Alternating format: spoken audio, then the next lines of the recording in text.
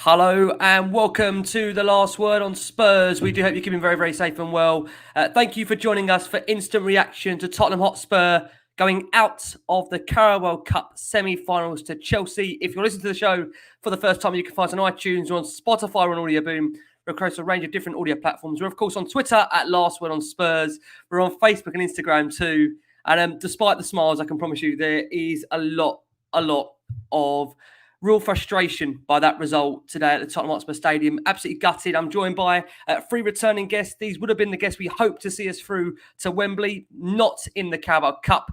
Top right, I've got Jason McGovern. Jace, nice to have you back on. Thanks for joining us. Difficult show to do in these circumstances. Yep, very much like the first leg, isn't it? You know, really passive for too much of the game. Chelsea thoroughly deserved to win on the night. But yet again, an absolute gift. A bloke turns his back on a corner and scores with a number on his shirt. And that's the goal. And the annoying thing is they've deserved to go through. But the three goals that have knocked us out are they're just pathetic way to get knocked out. It really is. And, you know, we desperately need the whole club needs a big lift. That's for sure. Yeah, absolutely. Big week for the football club. Not the result we wanted. Also delighted to have him back alongside us. I'm sure there'll be analogies flying our way. Not unfortunately positive ones tonight. We've got the great Richard Cracknell in the house. Rich, apologies for bringing you back on for this one. How are you? No worries. Yeah, good evening, and listeners, viewers. Hope you're all keeping safe and well. Well, look, 180 minutes, Rick. 190 minutes with a little bit of added time, and you know, we've turned up for about 20 minutes within that. So we're 20 out of 190. If you were sitting in an exam, 20 out of 190 would get you a D, wouldn't it? Or an E in it. So, and, you know, I think that's probably a fair ranking and grading of this semi-final over two legs. E could do better, see me after class. But again, here we are, players missing. Nobody to really come in and replace them, and this is what you're going to get until there's some, you know, wiser investment. It's not lack of investment, wiser investment in this squad. And yeah, you know, it's trying to make chicken soup again out of the chicken shit. Eventually, you've got to hope that the chicken actually comes to make the soup, and it don't look like it, does it? You know, it just feels like that chicken to make the soup isn't coming. So disappointing, Rick. Disappointing. Absolutely. I feel for this man. He's also back on for Arsenal with us. I'm so sorry to do this to him. We've got the wonderful Ricky Norwood, of course, a regular on the Last Word on Spurs as well. Rick, it's lovely to have you here. Sorry to put you through it. Difficult night to come on and try and give some therapy on the back of that, really.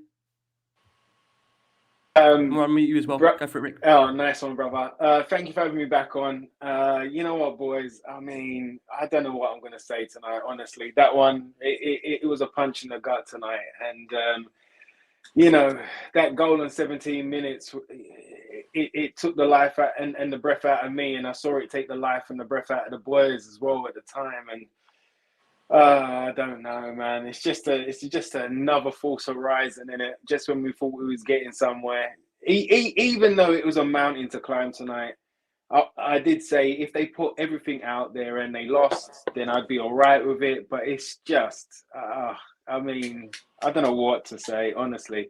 But again, like Jay said there, and Crackers there, we definitely need a lift. In this transfer window, we need something. We need to start building. We do need some actual quality, even if it's just to come off the bench. Ricks, you know, look at that Chelsea bench. Yeah, you know, we're miles away. We're miles away. So yeah. Do you know what? I'll be honest, boys, and we're going to come on to the selection. I mean, I messaged Jason. I think Jason messaged about R4, and I said to you that I actually believe tonight, and I actually sent you the We Are Tottenham Hotspur, you know, anthem to play, and I know you came back and said I do believe. And the minute we saw that team, I think you went to be belief gone. And I've got to be honest with you, that lineup crushed me. And not because it was, you know, completely out of the ordinary what we're expecting, but for me, the message is sent from who you start as a president. And when you leave out your captain in Hugo Lloris, who is the man who's meant to be the leader of this club, who we're trying to give a new contract to. And the belief is that we need trophies and this club is starved of success. To leave out your captain, that for me just transcends a message to the rest of that dressing room that this is not an important competition. And we will come on to the selection, but we'll start with you, Jace. Chelsea, like I say, they win that 1-0 overall, 3-0 in aggregate. And, maybe you'd say Spurs second half were more competitive. The argument you might say by that is that Spurs took, had the opportunity to try and push on because Chelsea inevitably had the game won, took their foot off the gas. But I think by the way in which Chelsea have beaten us now 3 times this season, I think not on Conte it puts pressure, but just generally there's now a lot more pressure on Sunday to get a result against Arsenal just for bragging rights, just to try and get something out of what looks now a season that, although we've got the FA Cup to come and trying to put some perspective on it, we need to go into that Arsenal game now with a reaction, don't we? Oh, absolutely. But you say with no pressure on Conte, he was the one who picked that team tonight.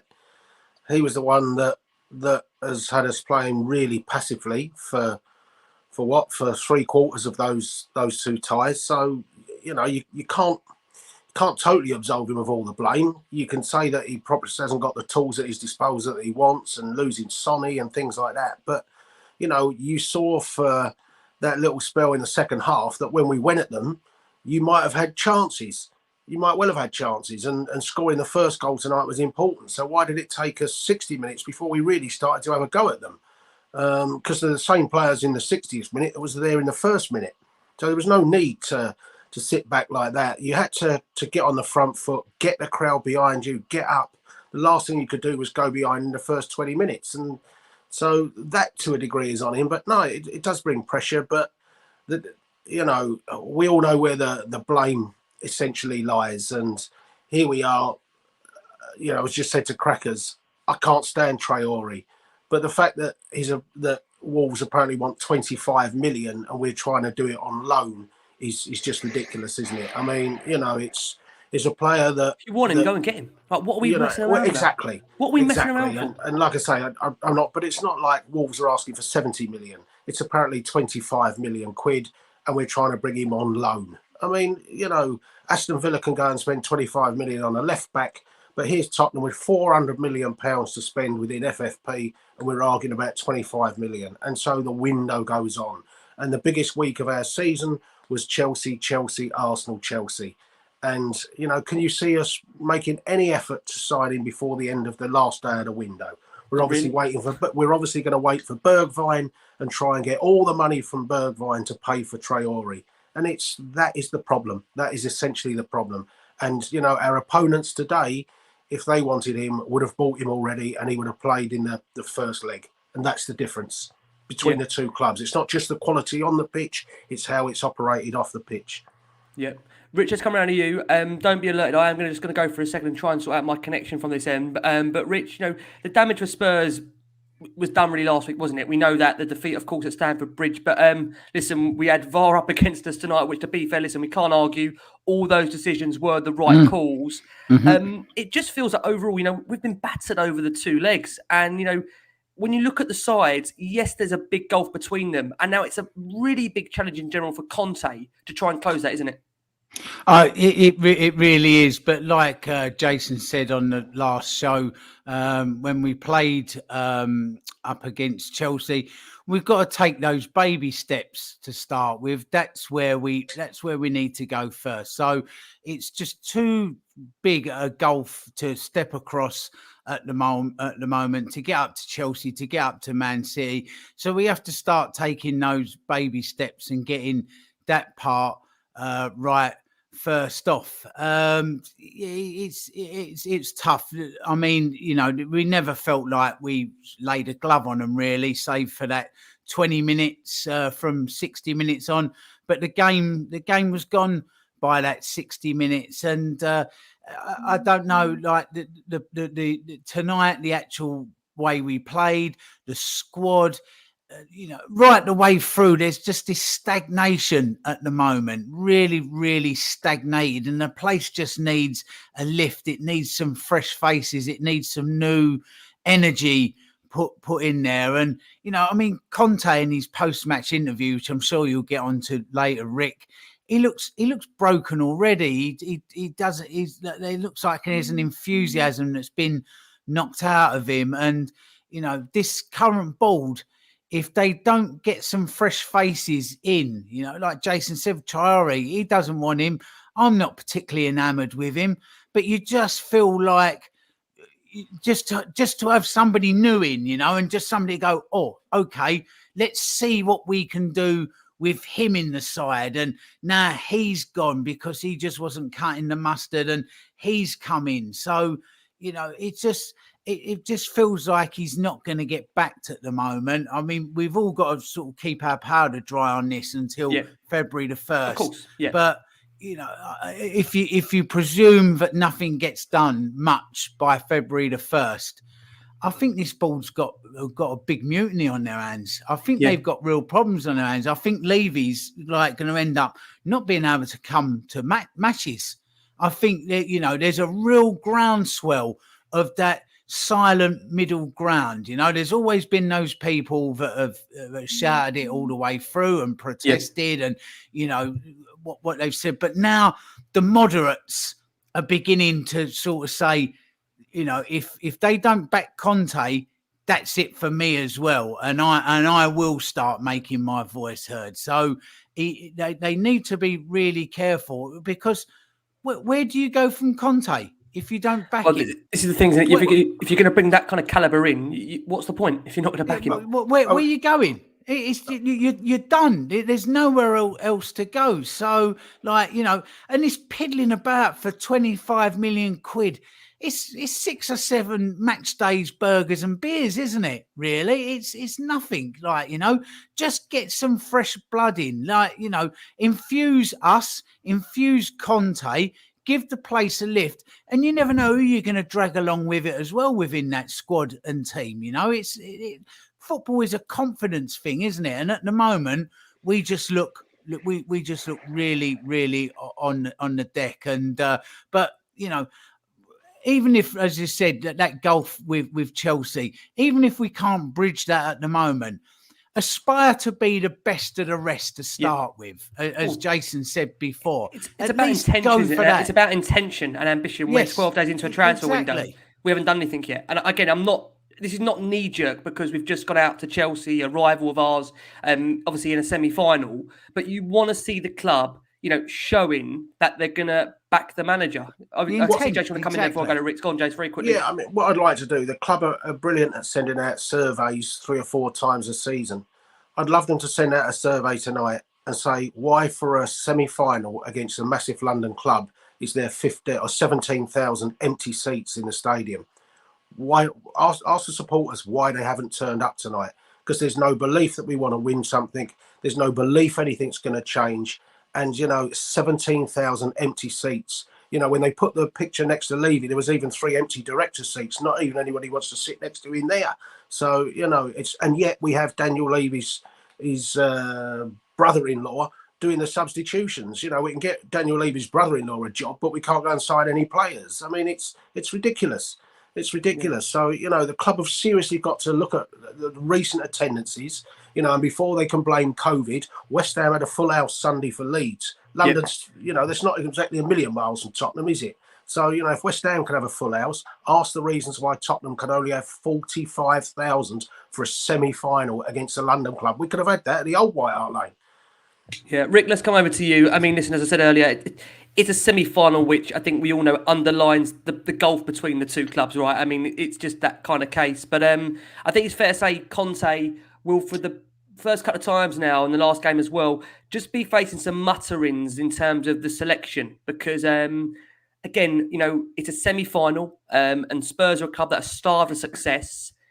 And with that being the case, surely you select your best available team. Hugo Lloris is the captain of the football club. He's spoken about winning trophies. This is an opportunity to get to Wembley. Yes, there was a lot to do. We're not stupid. We have to turn around, a 2-0 deficit against the champions of Europe. So we're not underestimating that. But the message that transcends, as I said at the start of the show, to the rest of the dressing room, when you're not selecting your club captain, don't you think that makes an impact, Rick, on how everybody is then preparing for this game?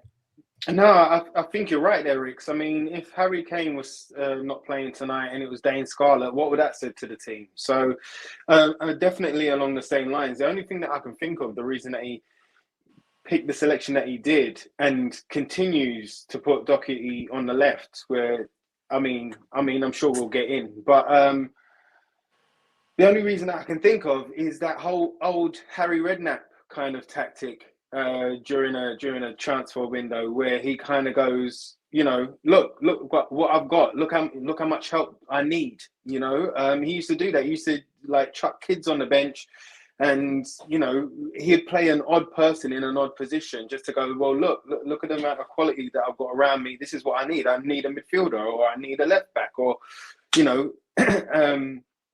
and this whole thing about we can't get another striker because of Harry Kane, and some of the strikers don't want to come because Harry Kane's going to play every game.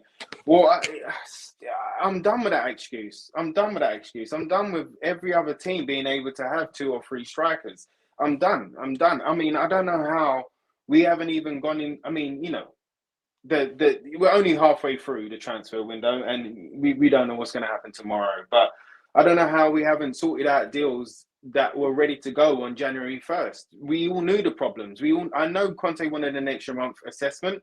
Great, cool. But we all know that they speak every day. We know that. So I don't understand why January 1st we didn't go in and secure Kessie on a free for next summer, or just so that we can all, like the boys showing saying, some ambition, just you're showing some ambition, yeah. and giving us some inspiration behind this kind of supposedly new look Tottenham.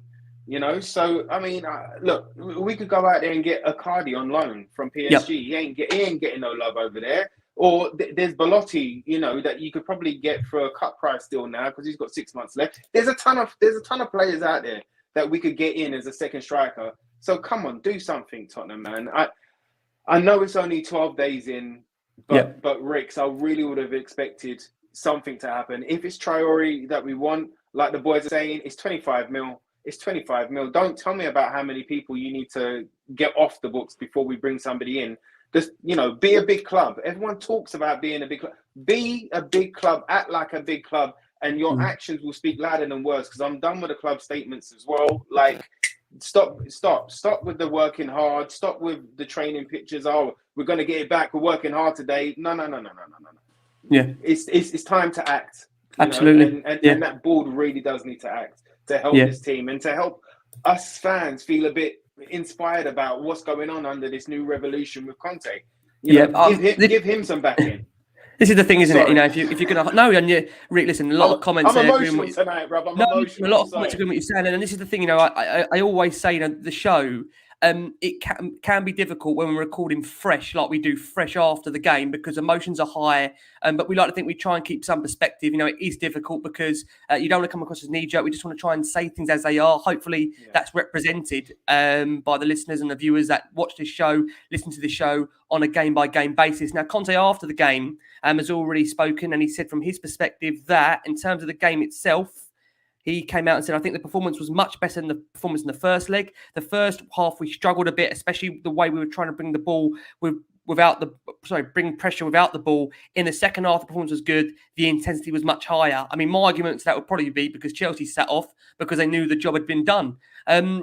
Rich, let's come to you next. I mean, look, a lot will be made of that team selection. So, I mean, we saw Antonio Conte shuffle his pack. Obviously, he was without the likes of Son Heung-min, who's obviously picked up an injury. Eric Dyer, Sergio Reguilon, Steven Bergwijn also out of action. There was a real, I think, surprise call, as we said, for Galini, who Conte has already said his comments after the game, Galini, and why he selected him. And his words on his selection was, and I'm going to read those out to you now. So Antonio Conte said, I don't know about this fan frustration at Lloris not playing. I made the decision and think Galini played a good game. The first game we lost 2-0, and in this one we lost 1-0. I think we have to think about a situation more important than this. So that was Antonio Conte's reaction to his selection of Galini. Now, we saw Matt Doherty also get the chance to start again, which I know, again, would have infuriated fans. And we know Sunyoung Ndombele was not included in that starting lineup, where Conte confirmed after the game that it was a technical decision.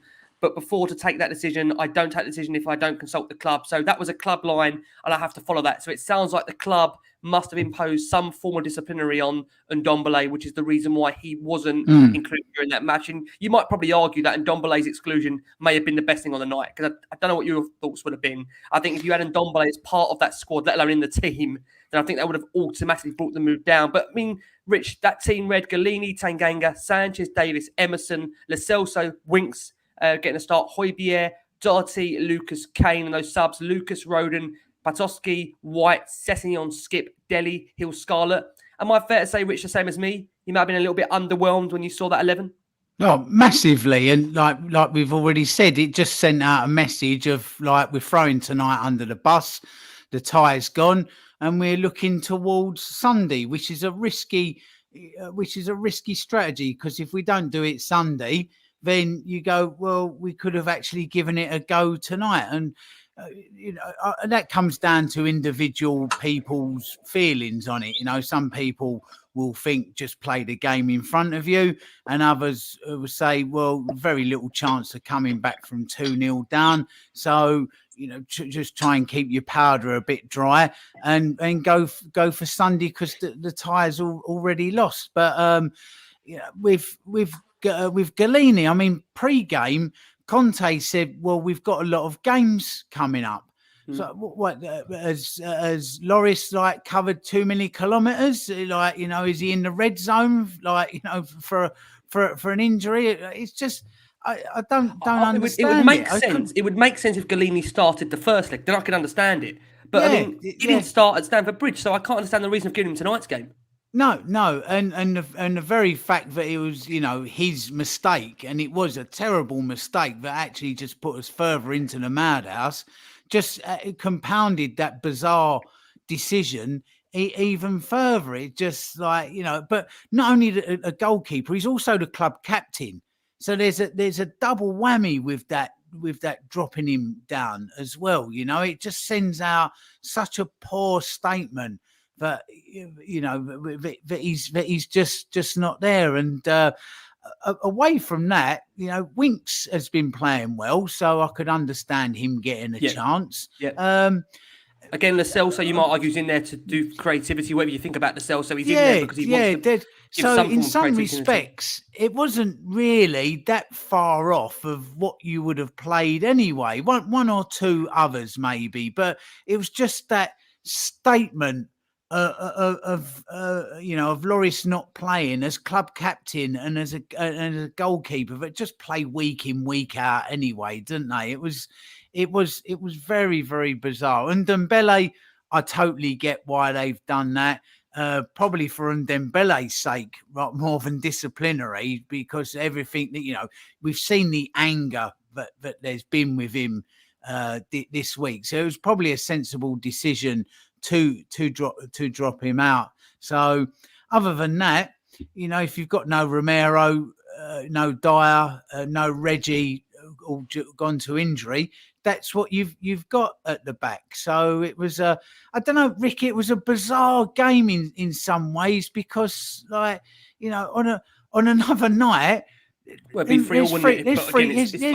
three goals there, but it also within that game as well, we never felt like we had any control. We've just felt like that they sort of had, at any time they could have gone up a gear and just punished us. And I mean, even Rudiger after the game, I believe it was Rudiger, said that at half time, TOTCHE actually did give him a bit of a monstering, because they were just being a little bit lax and not really. I saw his post-match interview. TOTCHE was frustrated by the performance. He called for more. Yeah. And I think that says it all, doesn't it? I mean, we're sitting here saying that we had a good game second. Well, Conte saying we played well second half. I mean, my argument was, I think as Tuchel seems to indicate, Chelsea took their foot off the pedal, and I think that's why we were allowed to play. Yeah, so, that's that is a worry. But again, we have to go back to that thing of the baby steps, and all the time we should obviously be trying to catch Chelsea and catch City and catch Liverpool, but not be too frustrated when we can't at the moment, and just aim for that best of the rest, which is, that's not Conte's style, but I think that's just where we're going to have to start to be honest. But yeah, that lineup, you just felt like it was give up before it even started. Absolutely. Lee's thoughts on the screen there. One of our own, of course, Lee. Just on my way back from the game, best wishes to the fan themselves, stand for after falling ill. Yeah, like I say, we echo those thoughts here on the last one on Spurs. We wish that fan a very, very speedy recovery. Jason, only one place to start. Unfortunately, it is with Galini. You know what? It was written, wasn't it? We all expressed our concern when we saw that lineup and the goal itself, the opening goal. I mean, rushes out to punch a corner, nowhere near it. And I think when you watch that goal back, he's under no real immediate pressure. There's no one actually around him. So he's got the time to think about what he can do when coming to approach the ball, but misses it completely. And, I know you joke, Jason, you always say the goals that Spurs concede against Chelsea are unlike it would be against any other team. And there's another one to the collection, Jace. It is crazy. I mean, I know we've always conceded soft goals at times, but the ones we give away to Chelsea, they're just utterly pathetic goals that we concede to them. And like I say, that's the frustration. They've gone through with 3 goals, and 2 of them have been scored by us, and 1 they didn't even mean to score. And that's what's knocked us out. I mean, a bloke jumps with his back and scores with a number on his shirt. Not even he's looking at his own supporters down the other end of the pitch when he scores. I mean, it's just we could only concede that goal to Chelsea, and we are the only team that Chelsea would score that goal against. It's just absolutely ludicrous.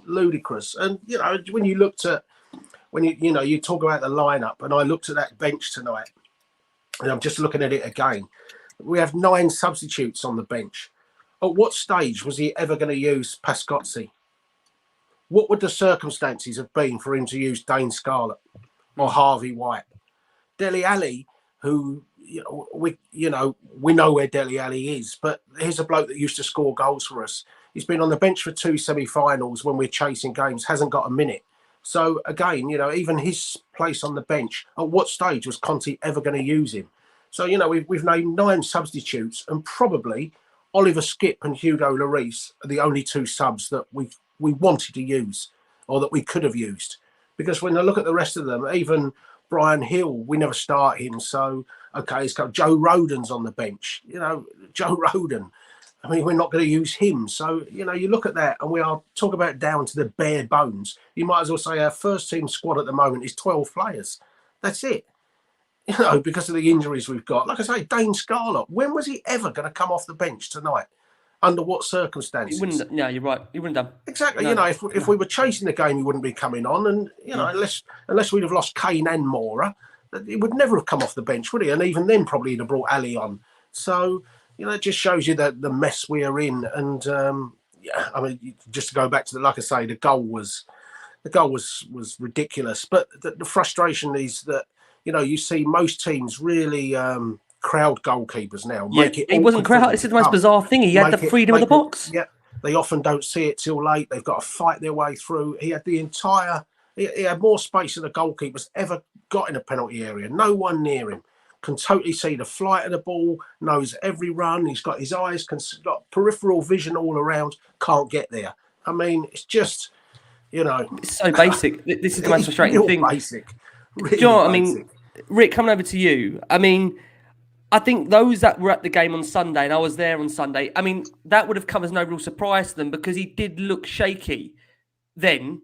And I know there's many people saying, Lloris being in goal would have made a difference tonight. It's not about that. It's just a principle for me that, when you're talking about a side that's going to go out there and try and overturn a deficit, you want to send a statement out. And, by all accounts, we heard from, pre-game from Jonathan Deville, who's been on this show, of course, a really good journalist from the PA Sport. And he said there was no niggle, no injury for Lloris, rested from what we understand, as Conte confirmed, for an important one of league games coming up. And bearing in mind, as Jason said, Lloris isn't covering distance on the pitch. And if I'm being honest with you, Lloris, although Spurs do concede goals, we're not a side that face 25 shots a game, which makes it even more bizarre that, Golini's appearance there. Can you understand it? And was you surprised by the fact that, a goal would come and would be inevitably from a Golini error?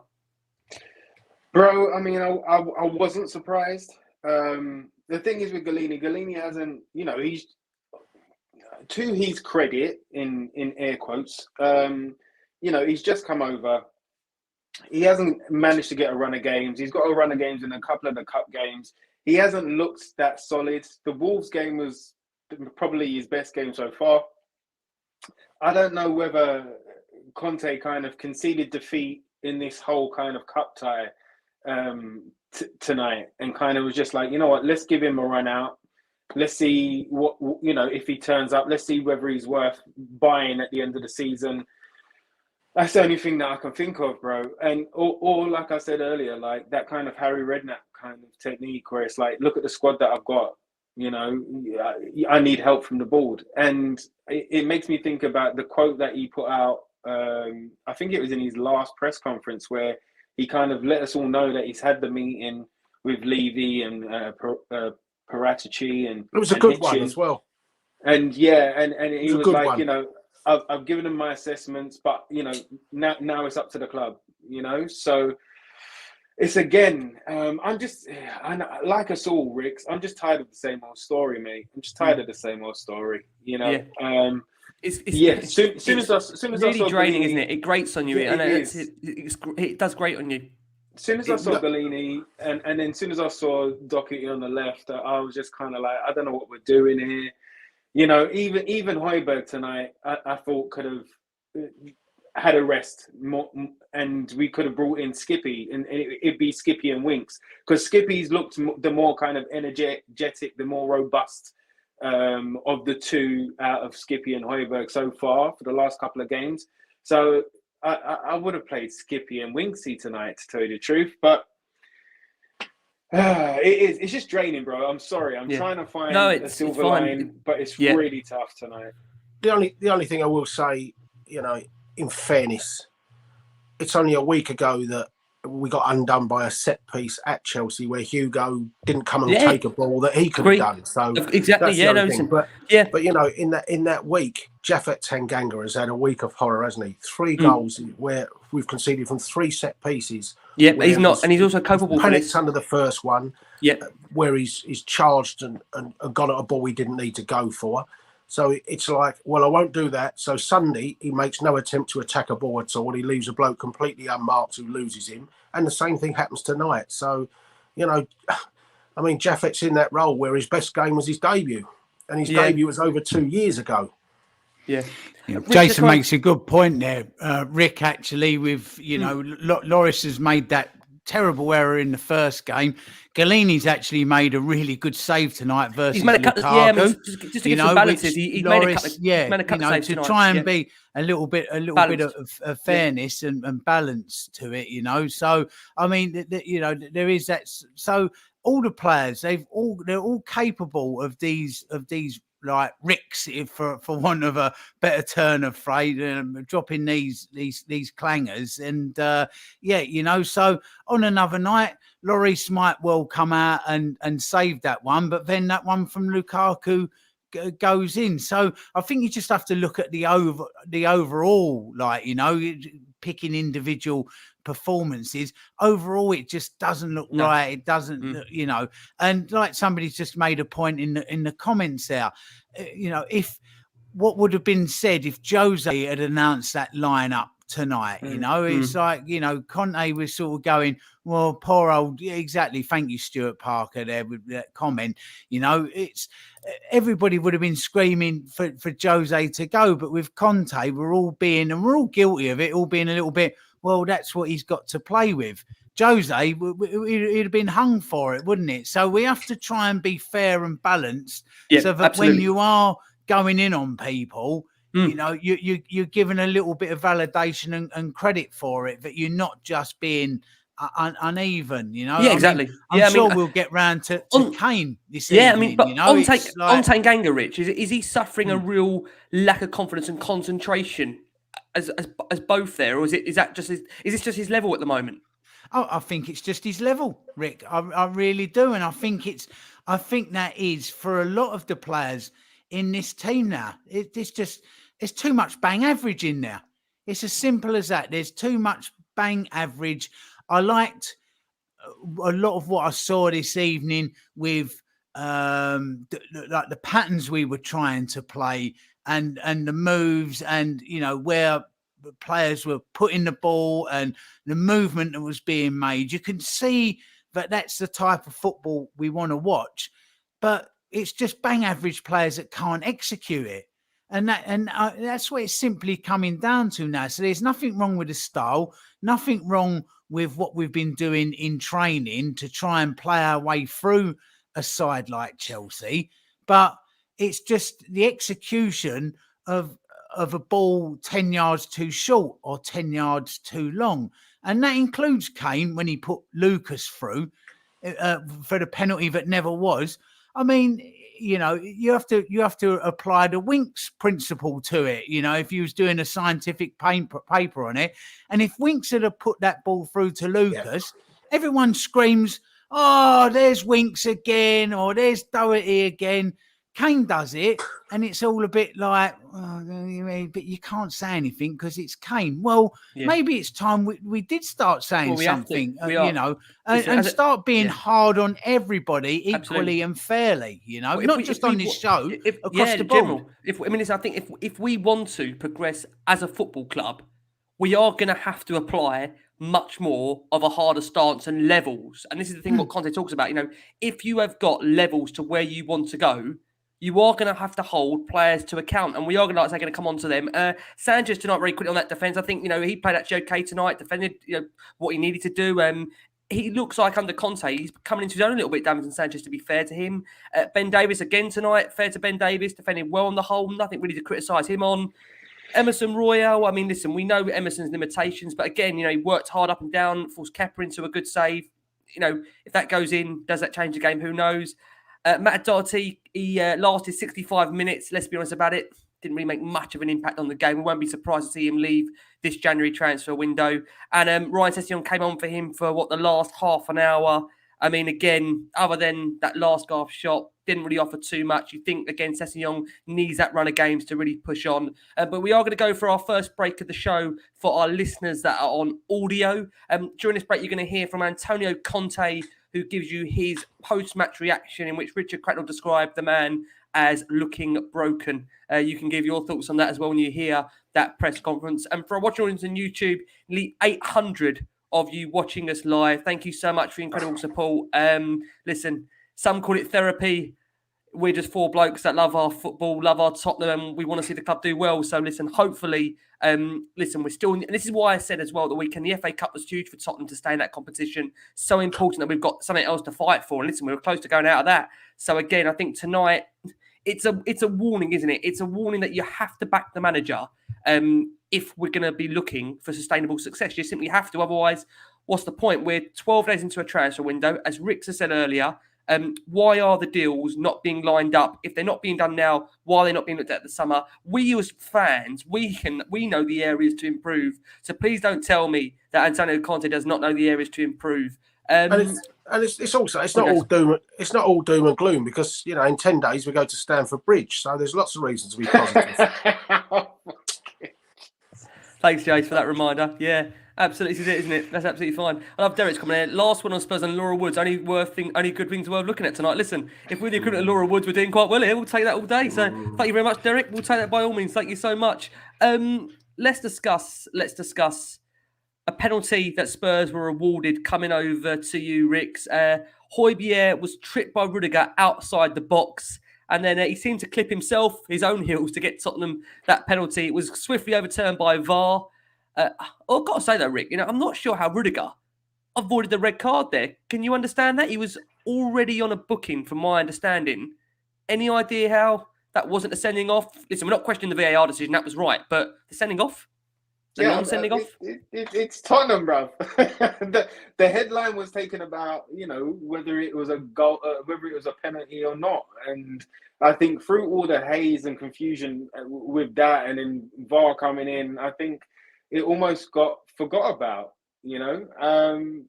It's just our luck, bruv. It's just our luck. We've had no luck this season. Every time we get on a little bit of a roll, an international break comes up, or we get a couple of injuries, or it's and then even Cracker said before we came on today that Kane hobbled off. I don't know what's going on this season, but there's just, there ain't no luck with us right now, man. So we got a mural though. We did get a mural. Do you know what? I liked Cracker's mural that he put out for Vendombele. I don't know if you saw that tweet, but there's a mural. My worry is though, Rich's tweet got more likes than Ledley King's one. And that's meant to be the mural for the bloke, and Richard's tweet done that. I did text Ledley and apologise and said sorry to upstage your big day. So I did have to ask him something else, so he chose to ignore my comment very, very diplomatically. Yeah, we can't wait for the next Legends Night when you and Ledley are sitting there and that question comes up. Rich, we're buzzing for that one. I tell you what mural do you prefer? My God. I can speak for Jason. I bet he'll be gone by the time that question comes to you and Ledley on that Legends Night. I can tell you. Yeah. Højbjerg in general tonight. Again, it's hard because that second half Chelsea dropped off. So I'm not trying to find positives deliberately. But Jace, was that one of his better performances recently? I know they couldn't have got much worse, but was he the better of the central midfielders on the night for you, Højbjerg? Am I really clutching at straws? No, you're probably right. He didn't have a bad game tonight. The fact he was bursting through to try and get through for that penalty, and he certainly won a few balls and things. We know. I mean, it's like all the players not being funny tonight. I didn't learn anything about one player that I didn't know about them. That's the thing. That is their general level of performance, their average level. Nobody played above themselves. I didn't think anybody really played below themselves. Even those that had poor games, I think, they have poor games as they're poor players, if you see what I mean. So, he did okay tonight, Højbjerg, but it's very hard in that midfield tonight where Chelsea just control it so easily. And if you're going to stand off them and allow them to have the ball, then, I don't know why we didn't try and, you got to get on the front foot against them. I know everyone will say, they'll just cut you open, but at 2-0 down, you had to get on the front foot, not just stand off them all the time. And I don't know why we did that. But yeah, Højbjerg was okay on the night. No major problems with him, but no major advantage to him in the team, was it? It was just bang average. Yeah. We saw Andrew Mariner again, Rich, come over to you, point for a penalty as Lucas went down. Listen, it didn't look like one at all, to be fair, even in real time. And, the referee quickly went over to the monitor, changed his mind. I mean, it just felt like one of those nights, Rich, where, listen, these weren't penalties. I want to make that clear. I'm not obviously subsiding from the point that they weren't penalties, but it just felt one of those nights we've been playing for 4 hours. We weren't getting back into that game, Rich. You know that night as a Spurs fan. We've all been there as Spurs fans where you just feel like this isn't going to happen. No. And you had Kane's very, very near miss at the far post well. And, there was that. We talk about players in big games stepping up, Rich. It's another one of those games, isn't it? Yeah, it was. And I almost felt Andre Mariner should have got out, man of the match. Cinch, man of the match, Tottenham man of the match. He was doing everything in his power to try and help us. To try and help us out. Yeah, he really did. But no, all those VAR decisions were actually correct tonight. And then, because that's what, although we said we didn't really lay a glove on Chelsea within sort of control of the game, that's just football for you sometimes, isn't it? On another night, if there was no VAR or Højbjerg gets caught just inside the box there, and Kane, that no VAR is deemed on, all of a sudden it's game on, isn't it? It's them fine margins. But when you're a good team, you always get those little fine margins, So it was. Yeah, Andre Mariner got nothing wrong there. I think except the booking. He should have been booked for that foul on Højbjerg. If it's a foul, then it is a booking, really. And then he's got to go, hasn't he? So, but, I think that's sort of, I think that's nitpicking little bits and pieces in a much bigger problem over 2 legs, and just generally at the moment as well. There's bigger fish to fry here at the moment than that. I know we're looking at the game, but I think there's a bigger picture, and hopefully not a storm looming, and by February the 1st there's some sort of brighter skies on the horizon. Did he get booked then? Rudiger. He got Before booked that. earlier on. He got booked He earlier got on. booked didn't he? earlier on. Getting booked. Yeah. I So, totally so forgot if that. he gets booked, he's off. Yeah, He's I going totally off for forgot that. he'd been booked. Yeah. Right. Yeah. Right. Boys, So- let's talk about Harry Kane. Rick, I'm going to start with you. I mean, Chris on the screen there shares that comment there. Kane, 14 semi-finals and finals combined now for Tottenham. 3 goals, 1 assist. I think that, I mean, that may be quoting England as well in there. I mean, I might have to verify that, Chris. We might have to verify that if that is England as well. So please forgive if that stat isn't essentially correct. But listen, it's again, Harry Kane talks about wanting to win trophies, wants to want to be playing in the big games, the Champions League, the finals. These are the games tonight where you look to your leaders to carry you and get you through. He had a great chance, like Rich touched upon, to score. Didn't. Tell me, Rick, overall with Harry Kane, your thoughts on him, performance-wise. Is it again nitpicking here? Was he worse off than any of the other players on that field, or are we just looking and aiming to try and get our frustration out at the moment because we're so frustrated by that result and the lack of passion, especially in that first half? I think it's a bit of both, Ricks. I think it's a bit of both. I mean, there was a lot. There was endeavour there from him. It looked like he wanted to score. It looked like, it's not like he was pulling out, or I didn't see him like jogging around the pitch, or I didn't see him really sulking or anything. He wanted to score, but then we've got to look. The biggest difference between us and Chelsea was the amount of quality that there is in that first 11. And Conte said it again, in all the games since he's been here, even though we've got results, we've struggled. We've struggled to get a lot of the results that we have got this year. So it's been a struggle. That first 11, that midfielder he's not getting the service that he's used to. It would have been nice for him, obviously, to score tonight. The goal that was offside, I don't know how. I mean, what the boys, you might have to explain this offside to me, because I saw the Chelsea player running off of the goal line, so I didn't. 2 players. What was it? It has to be 2 players goal side. One of those can be the goalkeeper. That it's a common mistake people make, because the goalkeeper is always one of them. But the Lloris, there must be 2 defenders beyond, of which one of the goalkeepers counts as one of the defenders. So it was the goalkeeper. That's why. You're right. Okay. All right. I mean, but even that, like, I was going mad at that. Do you know what I mean? I was going mad. I couldn't believe it.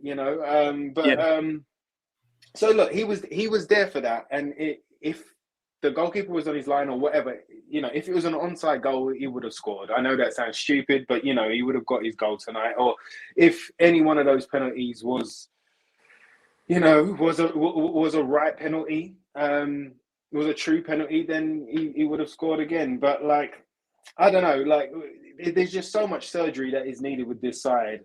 And Harry definitely needs to be pushed. The fact that he's been golden boy for so long is a beautiful thing, and I'm not discounting that. And I love everything that he's done for this club. Season in, season out. Every time that he gets criticised, or every time that there's some haters on him from the press or whatever, or every time there's a stat, he goes and he obliterates it, and he shuts everybody up. He's had a lack of service as well, Harry Kane. We can't go away from that. He's had a lack of service, but also a lack of competition. I think this year, especially with him being on a wobble and, trying to get out to Man City in the summer, it's great that he's happy with Conte, and it's great that he's back on board, but he definitely needs some competition. It can't just be that's his role, regardless whether he's in form or out of form.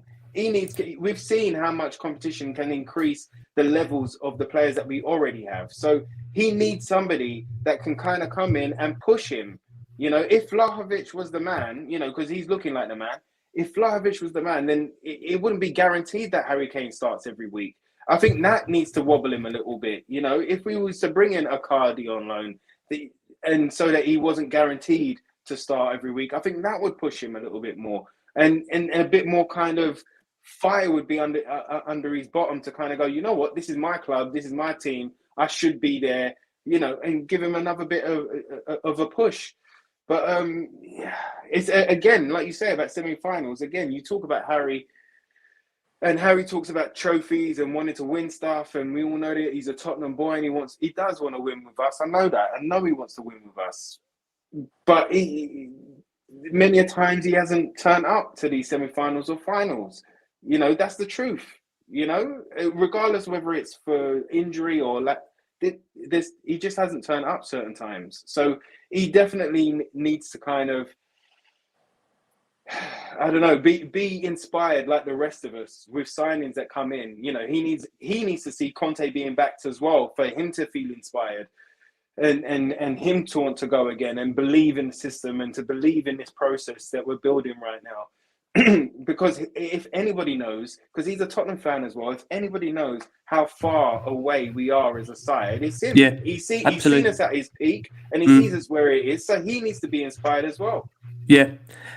Jason, come over to you on that, Harry Kane. Listen, I mean, again tonight, whilst we're talking about individuals, we can't get away from the fact that Kane, number one, there was a lack of support for him. There's no doubt about that. Not getting away from that at all whatsoever.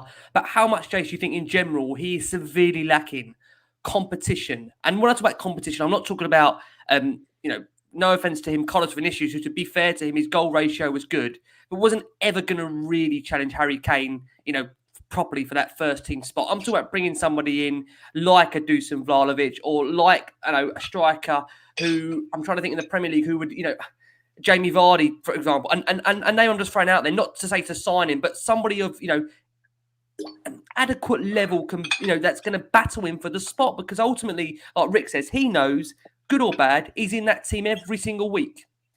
Yeah, I don't always think it's competition. I think it's just help alongside sometimes. That, we're playing Chelsea tonight, and he's up against Rudiger, and he's up against Azpilicueta or Christensen, and every time the ball goes to him, there's two around him, and with no Son to run off him, that's a hard gig for him tonight. I mean, the two penalty incidents both came when he's dropped into midfield and put balls through, and he's probably thinking, why can't somebody do that for me? Why can't somebody give me that ball so that I'm on the shoulder?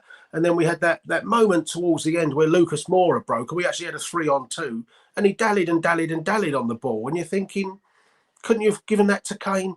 Couldn't you have got a ball to him? So, and I think also in terms of semi-finals and finals, we're playing better teams usually in those semi-finals and finals. We've had Manchester City and we've played Chelsea about 3 or 4 times, and we had Liverpool in a Champions League final. Invariably you're playing against the better sides.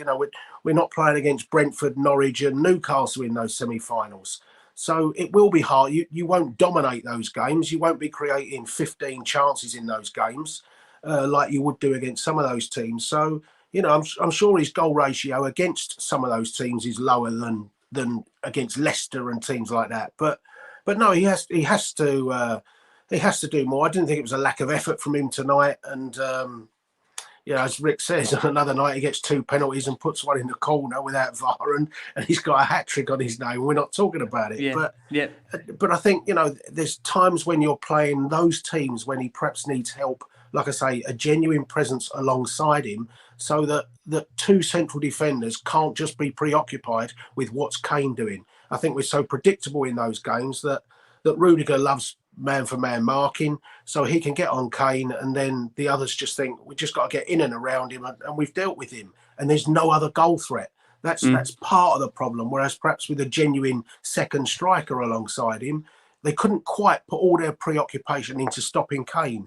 And I think, let's be honest, if you were playing against Tottenham in a semi-final or final, the goal threat is Kane, and you make sure defensively you set up to stop that. So yes, he can do more, but sometimes, if he's going to have 2 defenders with him, there's space for somebody else to step up, and they don't always do it either. Rich, Harry Kane, listen, you've never been, you've never in the past, ever said or never been shy to express your views on Kane and the level which he's at. Tonight, does that frustrate you? Again, a game where, listen, we've acknowledged there's a lack of service, but the great players, the world-class players, take the game by the scruff of the neck, and regardless of what happens, they make it their game. Is that fair for me to level that at Kane? A bit, but then I've got a very high threshold for what world class is, because it just gets bandied around so much, and I think there is really in the game only 3 or 4 world class players. I mean, you start hearing 20, 30 players that get, oh yeah, he's world class. Oh yeah, he's world class. He's world class. They're not. You can't have that many. World class is like that's very, very small bracket of players. And I think Kane's probably too good for us, but not world class. I think he sits somewhere in that ether, if you like, but in that sector. I think there's a multitude of issues with Kane. I think he's the bricklayer that needs bricks to be delivered, but he's in a comfort zone where he don't have to go and get him himself, because even if he doesn't, he's playing again next week. So I think he needs healthy competition, not, looking to sort of try and do each other as such. And I'm the king around here, but that healthy competition, another striker to come in and be a competitor, but also play alongside, so he just needs, as Jason said, he knows he's in the side next week, and that's got to breed a little bit of like contempt or familiarity. Do you know, it's going to breed that sort of attitude of like, I know I'm playing again next week. So I think he's just sort of a bit of an embodiment of where the club is. There's that, he's stagnated. The club feels a little bit stagnated in some ways. There's just not this fresh, constant push to try and improve us as a club from the board. That, from the football perspective, we spoke about this before, infrastructure wise, there's all the impetus in the world, but we don't go to watch a stadium, we go to watch players. So I think there's a multitude of issues with Kane. If somebody comes in and gives him a bit of competition and, alongside a bit of help, a bit of balance there, perhaps we start to see him improve a little bit more, Yep. So I think that goes for a lot of players, and service. But he's not a one-man team. We're not the Harry Kane team, despite what somebody in Manchester once said. He does need that service from midfield, and there's just not that creativity there. Lucas, bless him, is about as close as he gets to it at the moment. So there needs to be that fresh impetus behind him of creativity to give him the chances, So there's a whole multitude of issues surrounding Kane and why he sort of looks like he's off the boil a bit at the moment. I think as well, just in terms of the two semi-finals with them, the easiest person you can compare him to is Lukaku, and he's done nothing. No. Yeah, and he has got service. And then Timo Werner was a 50 million striker, and what's he done? No, so, that's fair. In fair, and like I keep saying, the tie's been decided with all that attacking talent that Chelsea have on the pitch, and they have lots of it. It's been 2 own goals and a bloke with his back to goal hitting him that's gone in. True. That's the thing. None of the front players have actually. I think you could say Kane's played just as well as Lukaku or Werner over those 2 games. Yeah, it's just the nature of those goals conceded, just diabolical. You said it before, Jace. It's only Spurs could have 3 VAR decisions, 2 own goals, or sorry, one own goals, and it would only happen against Chelsea. If we played Leeds, we wouldn't have those decisions. No, it would. No. It's only we are cursed. We're a cursed club, but we are particularly cursed when we play them. And you know what would have happened if we'd have been 4-0 up tonight? There would have been a floodlight failure. It's Chelsea. This is what happens with Chelsea. Oh dear. I mean, listen. On that midfield, as we discussed it, Harry Winks. I would say, being honest tonight, I thought his passing was slightly off. Again, it's one of those nights where everybody we knew needed to perform 10 out of 10 for us to get a result, and unfortunately, they didn't. Well, there you go with Winks. I mean, when we're talking about, there was that easy ball through to Kane, and he hits it. Would have been he hits it to the bloke in the clear. south there. I mean, maybe the bloke got ill because he got hit by Winks' ball. I don't know, but I mean, that was just ridiculous. And there's a prime example where service to Kane that was such an basic easy pass, and he's in the clear. It wasn't even pressure on. It was the one time nobody came to close it. And the way he's been playing recently, he would have done that in his sleep. It was such an easy pass to make. Lo Celso, boys, let's come to Rick. Lo Celso, back-to-back starts now for him, Lo Celso.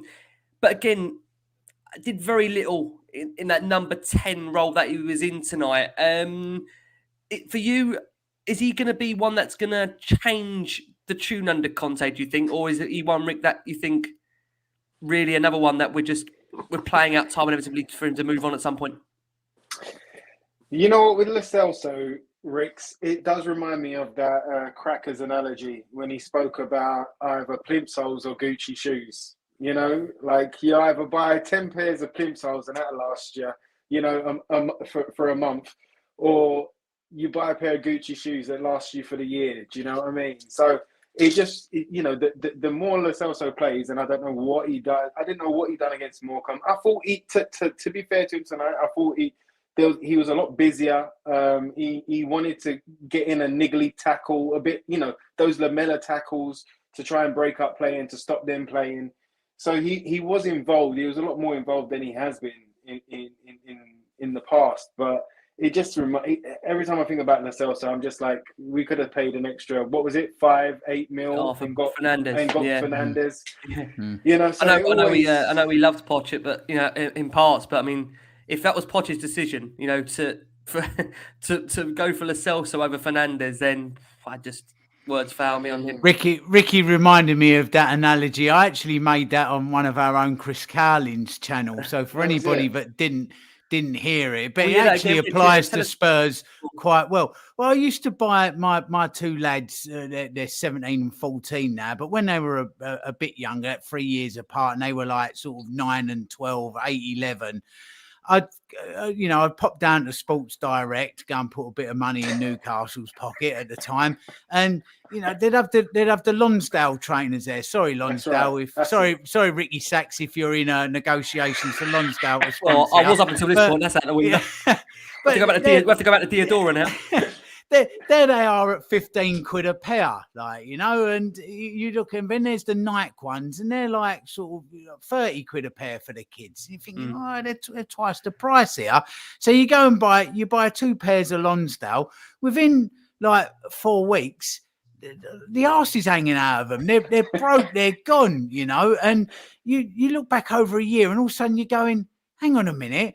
I've bought like 4 or 5 pairs of Lonsdale trainers each for these boys. You know, I've done 150 quid in Lonsdale trainers. So the following year, I thought to myself, right, do you know what? I'm going to buy them the Nike ones each. And I spent 30 quid each on the Nike ones, 60 quid in one go instead of like the 30 quid. They lasted the year. So I actually saved money just by buying quality in the first place. And this is the problem in the Spurs squad at the moment, is we are stuffed full of Lonsdale trainers.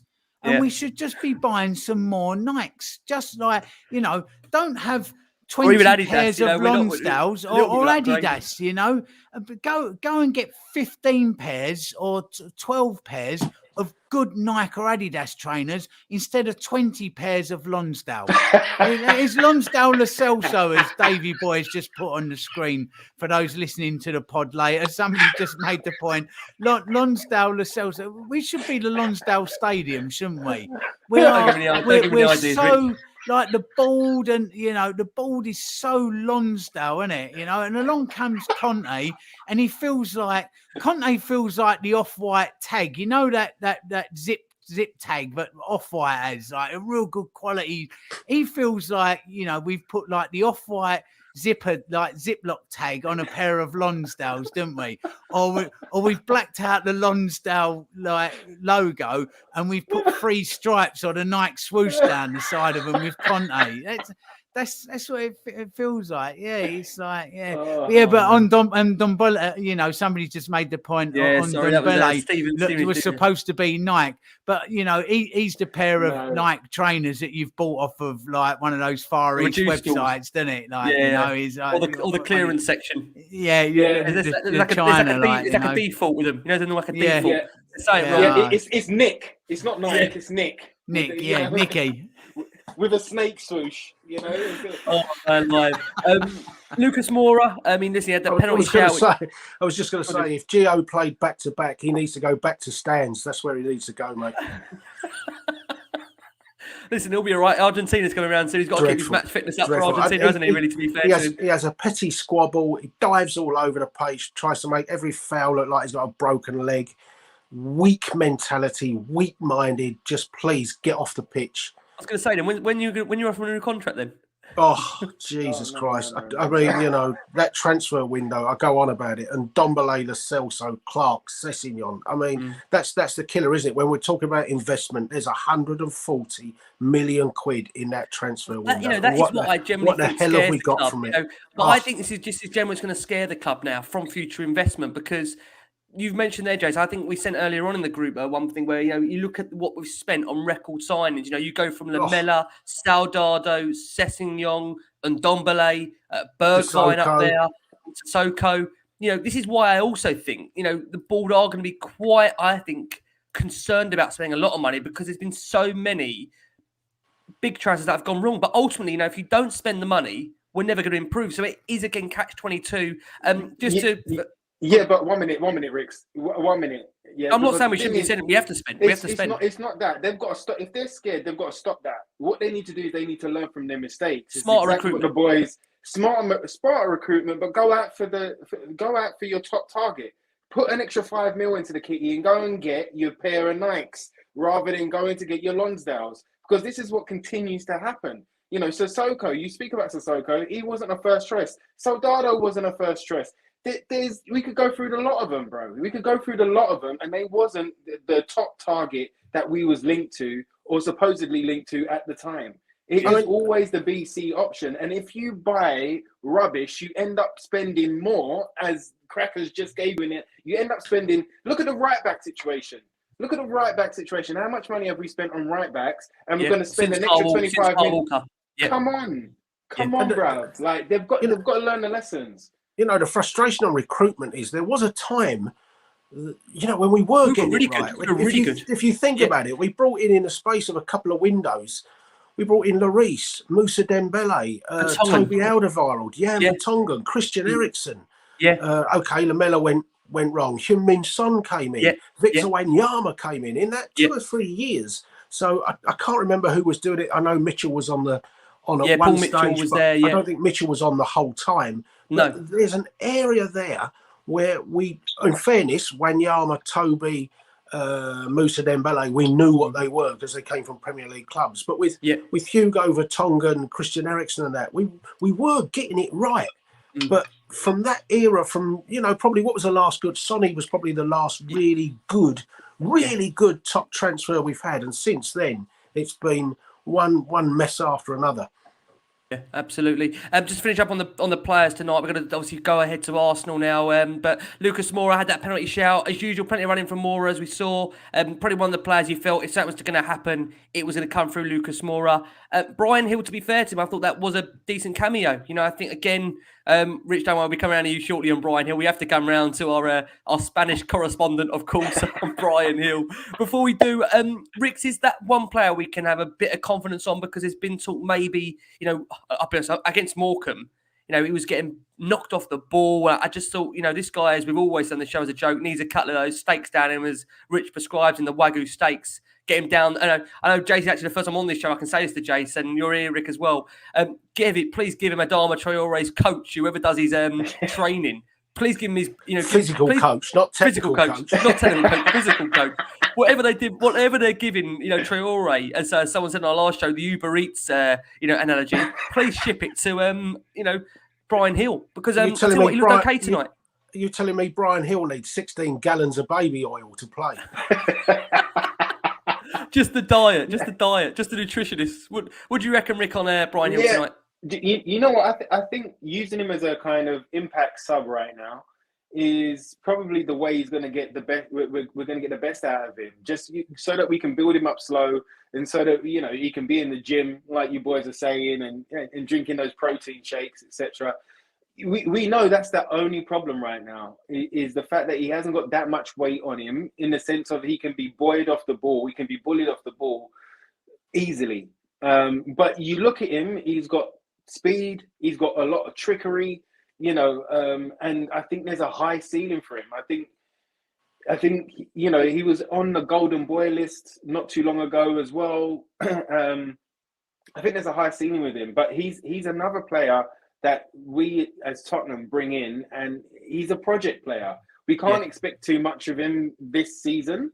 It's going to take a minute. But I think using him as an impact sub when the opposition's defense are waning a bit is an effective way of using him. Because he's shown a lot of will, a lot of passion, a lot of want, a lot of effort to try and affect the game. So fingers crossed, little bit by little bit, we can build him up. And I agree with that statement there that Matt just put up, that Hill deserves a lot more time than Lo Celso. We've given Lo Celso 2.5, 3 years now. So I mean, Hill needs that time.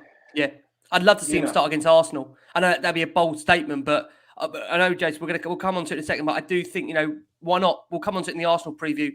Crackers, quickly, Hill for you from tonight. Little cameo. Dal una oportunidad, Rick. Give him a go. Give him a chance.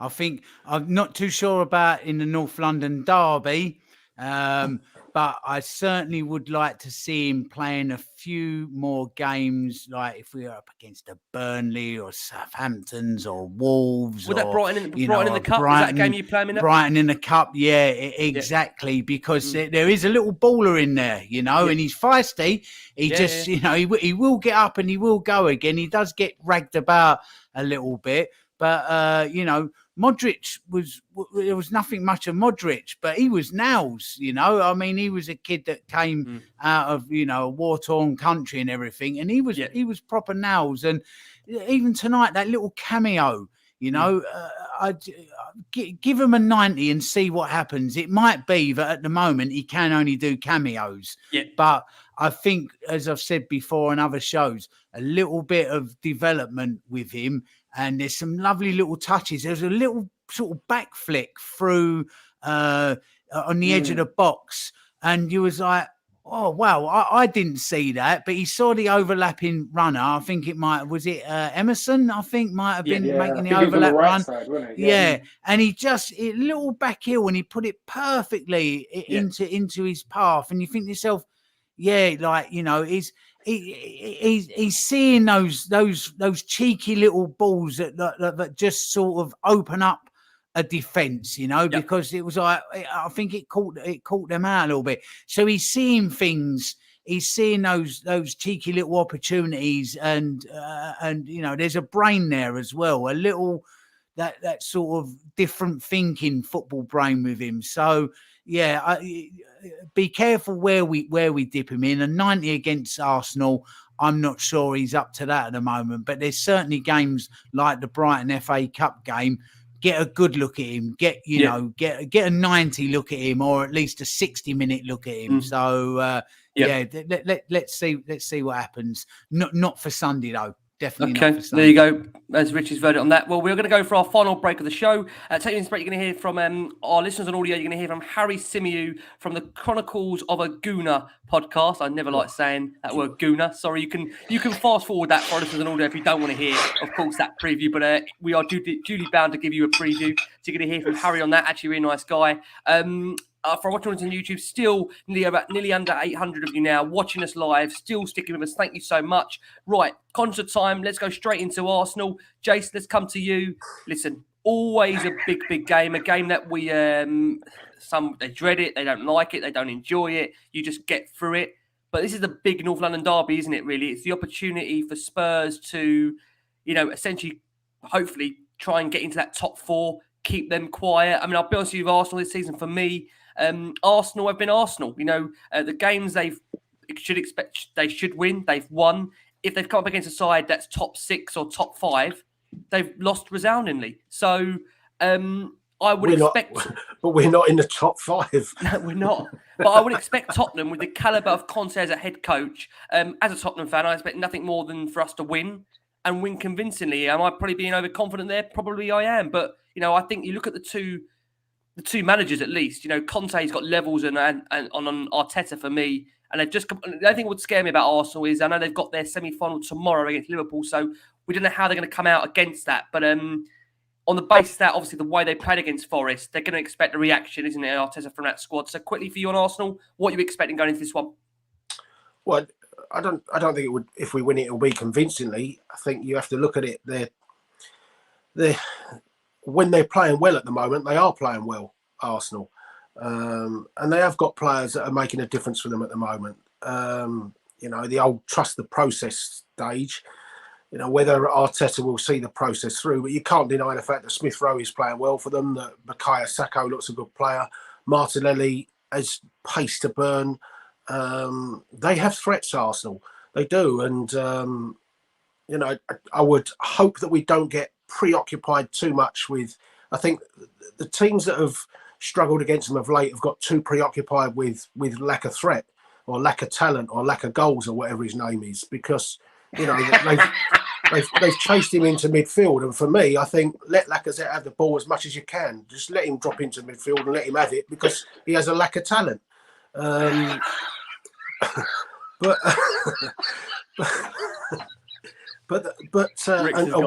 worry about Smith Rowe's and Saka's and such. But they are defensively a little bit stronger this year. In fairness, Ramsdale's made a difference to them, despite the fact he goes full length for back passes and things. He is at least keeping the ball out of the net more often than not. Ben White's done okay for them. We talk about the adaptation that Emerson Royal's struggling to adapt with, but Tomiyasu's come in and been a strong signing for them, albeit he hasn't created goals and assists like Emerson hasn't, but he looks a solid enough player. So they are a better side now than they have been. I think it'll be hard, because what they are doing is pressing from the front, and we know, particularly at the moment, what we are struggling with is teams that press us from the front. So therein lies the problem. And we saw that what they did to us in the first 45 minutes. Yes, it was under Nuno, but that first 45 minutes at the Emirates was a horrible experience, wasn't it? So it's going to be tough. We're going to have to be gritty. We're going to have to ride our fortune, I think, at some times. I think over the course of the game, they'll look the better team. It's a question of, can we take the chances when we get them, and can we make sure that we don't, shoot ourselves in the foot like we've done in this semi-final. Yeah. And can we please get Hugo back in goal? Yeah, well, absolutely. I totally agree with that. I think for Conte as well, listen, he's a wonderful manager. We're glad he's here. And these are result. This is a massive game for him as well, of course, the weekend. It's an Arsenal. It's his first North London derby as Tottenham Hotspur manager. You want to win that. It's at home. You want to set a precedent. You want to set a marker. You do want to win that. Rich, coming over to you. And there's just, at the moment, there's 2 points separating Arsenal and Spurs in that race for the top four. Is this a real chance to lay down a statement, Rich, by winning this one? Because, I've got some Arsenal fans, again, makes me laugh. Week to week, they get carried away by their results against the likes of Norwiches, the Burnleys and the Brightons. But in all honesty, when they come up against anybody with half decent, half clout, they get beat. So again, I expect Tottenham. Sounds like another team I know, Rick. Tell me about it. We're all guilty of it on here we're as all well. Guilty of it. We're all guilty of it. We're all not different. Do you expect us to win on Sunday? I expect us to absolutely put in a performance. That's rule number one is you turn up for this and you leave everything out on the pitch. You don't go back into that dressing room at the end of the game and think to yourself, oh, what if, So you've got to lay the whole thing. Crackers, can I just say as well to that, we've just played two-legged semi-final against Chelsea and haven't had a booking. It's a London derby against Chelsea, and we haven't picked up a booking in 2 legs. No, exactly. So it's about time. We started putting a bit of a foot in as well, and Arsenal look like a team who have improved. There's no doubt about that. But if it gets put on them, don't look too good. Forest absolutely took the game to them the other night and made them look very, very ordinary. So we are going to have to go at them, pick up a few bookings. We could do with Dyer coming back. I'm not sure how far Romero is off, and he's been out for a while, so that may not be, an option. But Sanchez has been doing decent. So, Skippy back in midfield. Let's hope that there's nothing with Kane, because despite what I've said, we do need him. In the context of what we need for Sunday is Kane, and we need him firing. We need everybody at it. it's the biannual visit to the dentist, as the great Paul Hawksby always says, isn't it? You know, you don't look forward to it. No one enjoys it, but you know you've got to go and do it. So the absolute minimum is go out there and just give it to them. You know, if you have to pick up a few bookings in the process, so be it. You've got to go and have a fight. It's a very hard game to predict, isn't it? It always really is a tough one to predict. So I don't know which way it's going to go. I really don't. I hope and pray that we do get the win. You know, it's so but we must turn up.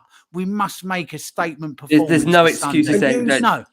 Use your brains, because then Partey's obviously gone away to the. I haven't actually been that impressed with Partey, but he's gone away to the African Cup of Nations, so there's no Partey. And Gabriel, I think, suspended him as well. I think. Well, I'm not sure about that, but if you are clever, you can suck Granit Xhaka into all sorts of problems. He's always got a reckless tackle. Minus Partey, I'd be trying to suck him in, and that Xhaka will bite. And so maybe chuck that extra body into midfield, and you can prey on Granit Xhaka, and he will get certainly booked, and you can just keep going, and you can suddenly find yourself playing with 10 men with them. So use a little bit of game, like Chelsea do to us so often when they manage those game bits craft, of the isn't game. It? How much do you say about the word game craft? Game management. Kill the game when it needs killing and things like that. And that's what we need to do, suck somebody in. These are the managers like the Conte.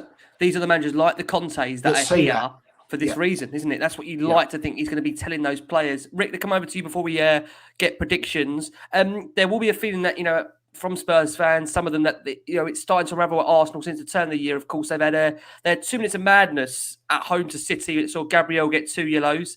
They then obviously went out of the FA Cup to Forest, and of course we're recording here ahead of them playing in that semi-final, which we don't know how it's going to go. Rick, will you be mildly disappointed if we're not going into this game looking at all 3 points? Surely that's for me, it's a minimum. I'm not considering a draw in this game. I'm considering to go there and win. We have to win it. We're at home. We have to get a result. Well, it's almost a 6-pointer, Ricks, because of the 2 games in hand, and they're above us. Yeah. So it's the 3 points are super important right now, and Tottenham Gooners is one of those games where form does go out of the window. It really does. There's been many a times that we've been on top. We've had the team, the TOTCHE team, and then they've turned up. So it does go out the window. So we really need our boys to turn up against the Gooners and really, like the boys have said there, Dyer's going to be back. Hopefully Skippy's back in the midfield. He's definitely going to put hopefully Lloris is in goal. Hopefully we see Reguilon and Lloris, Reggie, so I think we need to go for him. And after the last Gooner game, which came in that period of time where we had the 4 London derbies where we just collapsed in all of them. It's payback. Do you know what I mean? And what I mean by that is these players that are going to turn up for us on the day, they need to pay us back. Do you know what I mean? For going through some real pain in the last couple of months. Yes, we've got Conte now, so times are changing. They are changing. Even though I'm disappointed tonight, they are changing. But this is a statement. It's a great point. Performance and a statement 3 points. These are the games, like you say there, Rick. When you come back on this as well, these are the games like the Lo Celsos, like the players that are yet to prove, like the Emersons.